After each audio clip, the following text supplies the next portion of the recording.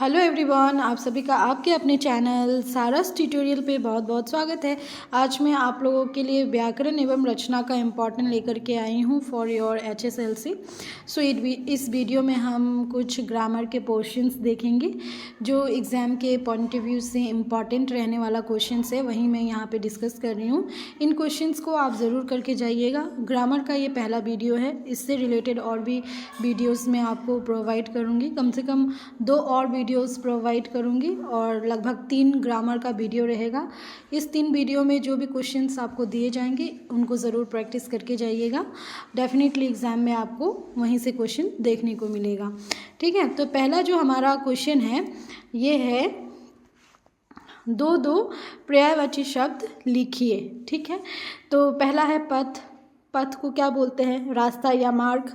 कपड़ा यानी कि वस्त्र, है ना, वस्त्र भी बोलते हैं, चीर भी बोलते हैं, है ना, संसार, दुनिया बोलते हैं।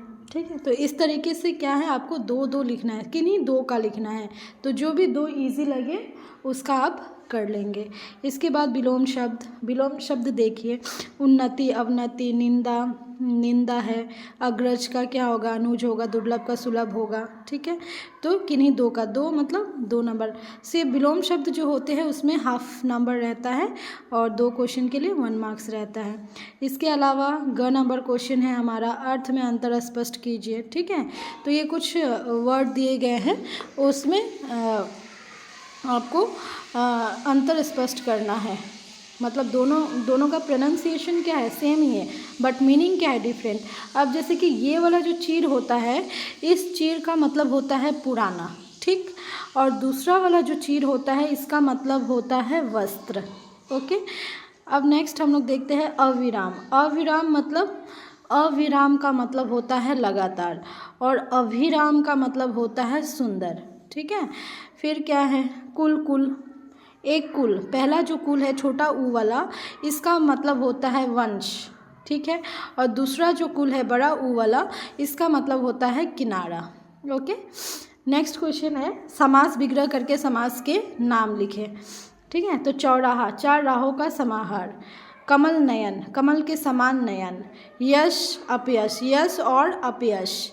यथाशक्ति, शक्ति के अनुसार। ठीक है, 2 मार्क्स के लिए आया है कि नहीं? 2 का करना है। ठीक है, ये सब 2 ही करना होता है आप लोगों को। इसके बाद है अंग नंबर क्वेश्चन, अनेक पदों के लिए एक पद लिखे जिसकी उपमा न हो। अनुपम, विष्णु का उपासक वैष्णव, जिसके पार देखा जा सके पारदर्शी, किए गए उपकारों को मानने वाला कृतज्ञ। ओके, नेक्स्ट है हमारा निर्देश अनुसार वाक्य रूपांतर कीजिए। किन्हीं 2 का करना है, तो किन्हीं 2 का करना है, तो जो आपको इजी लगे उसका कीजिएगा। मैं फिर भी आपको बता देती हूँ। परिश्रमी व्यक्ति सफल होता है, इसको मिश्र वाक्य में करना है। तो इसको कैसे लिखेंगे मिश्र वाक्य में? जीवन में वही व्यक्ति सफल होते हैं जो परिश्रमी होते हैं। ठीक है, दूसरा है सूर्य उदय होने पर अंधकार दृढ़ हो गया नहीं होगा, दूर हो गया होगा। ठीक है, संयुक्त वाक्य, तो सूर्य उदय हुआ और अंधकार दूर हो गया। ठीक है, ऐसे भी लिख सकते हो, सूर्योदय होते ही अंधकार दूर हो गया। मैंने एक आदमी को देखा जो बीमार था, सरल वाक्य में इसको लिखना है। तो मैंने एक आदमी देखा जो बीमार था, तो इसको सरल वाक्य में मैंने एक बीमार आदमी को देखा, सिंपली। अब नेक्स्ट है हमारा वाक्य को शुद्ध कीजिए। यहाँ पे शुद्ध करना है। देखिए, जो क्वेश्चंस यहाँ पे मैं प्रोवाइड कर रही हूँ वो HSLC के पॉइंट ऑफ व्यू से तो इम्पॉर्टेंट है ही। आप वीडियो के एंड तक देखिएगा, जितने भी क्वेश्चंस हैं सब प्रैक्टिस करके जाइएगा।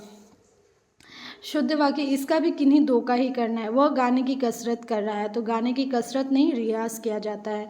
श्री कृष्ण के अनेकों नाम है, नहीं, श्री कृष्ण के अनेक नाम हैं। फिर मेरा नाम श्री मदन लाल है, तो मेरा नाम, ये श्री नहीं लगेगा, मेरा नाम मदन लाल जी भी नहीं लगेगा, मेरा नाम मदन लाल है।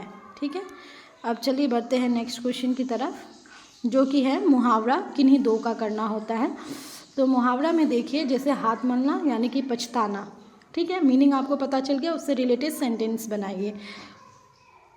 आस्तीन का सांप मतलब कपटी मित्र। छाती पर सांप लौटना मतलब जलन होना। ठीक है। श्री गणेश करना मतलब शुभारंभ करना। अब नेक्स्ट है हमारा पत्र लेखन। पत्र लेखन में यहाँ पे कुछ मैंने पत्र ऐड किए हैं, फॉर्मल इनफॉर्मल दोनों ही। फॉर्मल में मैंने दिया है परीक्षा की तैयारी के बारे में बताते हुए अपने पिताजी को एक पत्र लिखे। ठीक है, ये तो फॉर्मल इनफॉर्मल हो गया। अब फॉर्मल देखें, फॉर्मल क्या है? अपने प्रधानाध्यापक को एक पत्र लिखे जिसमें खेलों के सामान की समुचित व्यवस्था का आग्रह किया गया हो। अब आगे बढ़ते हैं। पत्र लेखन हो गया हमारा। अनुच्छेद लेखन, निबंध यहाँ पे मैंने ऐड नहीं किया है। निबंध मैं दूसरे वीडियो में फिर जब ग्रामर का दूंगी तो उसमें ऐड करूँगी। इसमें अनुच्छेद में मैंने दिया है स्वच्छ भारत अभियान। ठीक है, जीवन में खेलकूद का महत्व और प्लास्टिक मुक्त भारत, ये अनुच्छेद लेखन में दिया है। इस बार आप लोगों का रस भी आएगा, तो रस में आप ये करुण रस, वात्सल्य रस ज़रूर कीजिएगा। अलंकार में यमक अलंकार और रूपक अलंकार इस बार इम्पॉर्टेंट रहने वाला है, तो कम से कम ये 2 अलंकार आप लोग ज़रूर याद करके जाइएगा। ठीक है। सो गाइज, इस वीडियो में इतना ही। और भी कुछ इम्पॉर्टेंट आप लोगों को चाहिए तो प्लीज़ कमेंट सेक्शन में कमेंट कीजिएगा। इसके अलावा प्लीज़ चैनल को लाइक शेयर एंड सब्सक्राइब ज़रूर कीजिए।